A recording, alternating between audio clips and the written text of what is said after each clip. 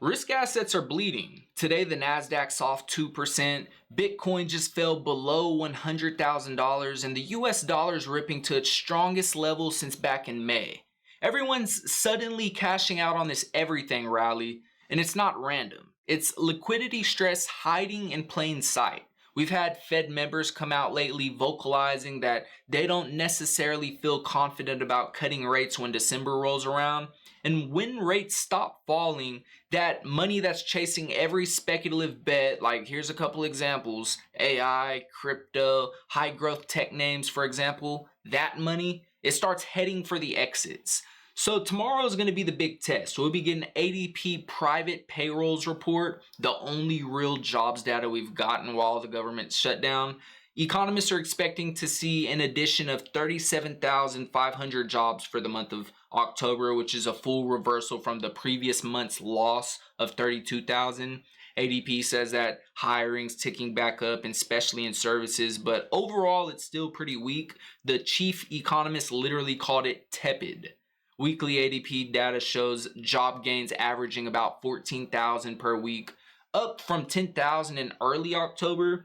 That's not a boom, it's like a little baby heartbeat, and with no BLS data or report to rely on, we've got to treat the data we are getting with more weight than it usually carries, which means if ADP misses tomorrow, expect more volatility. And the problem isn't that the job market's in shambles or that the sky's falling or something, it's that the Fed doesn't trust the data.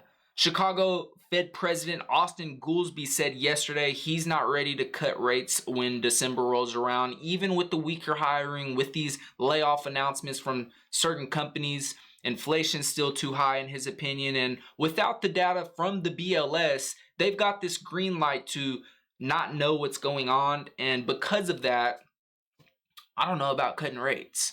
So his line really stood out when he said, we want to be weary about lowering rates too soon when we have the data shut down. So pretty much what we heard when he said that is, hey, when December rolls around, don't expect a rate cut unless something breaks between now and then. And markets heard that and completely flipped.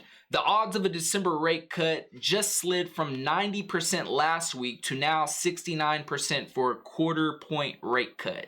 And that's why we've seen markets move the way they moved, with these risk assets trending down as investors are dumping literally anything that looks speculative to raise dollars. The Nasdaq dropped 2%. Bitcoin's down 6.93%. And they're really hugging that $100,000 line, 99.3 right now. The US dollar index hit 100.13, its highest since summer. And the VIX, that one really surged today, jumping up 10.6% to now 19. So the main takeaway from today's market moves is that there's this market that's de-risking. There's de-risking going on. When the Fed hesitates on cutting rates, liquidity tightens, and the first things that fall are these most leveraged or over-owned assets. Bitcoin and tech moves in this case. So Goldman Sachs CEO David Solomon even said yesterday that we're likely to see a 10 to 20% drawdown in equities within a year. Morgan Stanley CEO called that kind of pullback healthy. They're pretty much prepping the market for some type of turbulence somewhere down the road. Citadel's Ken Griffin put it pretty bluntly, we're very deep into a bull market. FOMO is triumphing over common sense. So you can see that in AI stocks too. There was once upon a time when companies could just hop on an earnings call and say the word AI a couple times, and then all of a sudden the stock pops 10%. Well, that's now behind us. That phase is over with. And there's now a real demand for fundamentals, real returns, not just techie words and cool vibes from management. As State Street's Kassam said today, the market used to reward you for being in the game. Now it wants to see if you're winning your hand. That shift is brutal for companies like Nvidia, like Palantir, two popular AI stocks right now. And that's exactly the two names that Michael Burry just announced publicly that he's shorting for nearly $1.1 billion combined. Michael Burry's that guy who called the housing crash back in '08.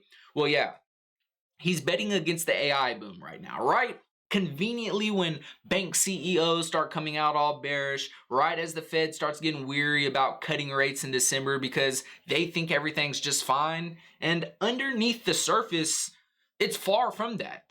That's all noise. The consumers are beginning to crack, and we've heard from these layoffs from companies like Amazon, like UPS, Paycom. There's many others that's announced it, and the average new car just hit a record price of $50,000, and at the same time repossessions are at a 16-year high. Missed payments highest in 30 years. Auto sales are cooling down so fast that economists now think Q4 GDP could fall below 2%, down nearly from 4% last quarter. Now, when this credit tightens, people stop spending money. And when people stop spending money, corporate earnings fall. And that's the lag everyone's ignoring that could show up sometime down the road. So let's connect the dots we've gotten here. Markets are realizing rate cuts aren't as guaranteed as they thought based on that dot plot we got whenever that was. Liquidity's draining, people are raising cash. Some of these risky plays, they're trending down and they're seen as early casualties we see for the moment. So you can think as Bitcoin as this canary in the coal mine. When it tanks, it usually foreshadows this broader tightening going on. Liquidity cycles always end the same way. Cash becomes king, and right now the dollar appears to be moving in that direction. So tomorrow's ADP jobs print will tell us whether the economy is cooling calmly or cracking under pressure. But for now, the theme is clear. Liquidity is tightening, and the risk trade is starting to break until some more news breaks that news. So in the meantime, y'all, I'll see you tomorrow. I hope your night's awesome. Have a good one.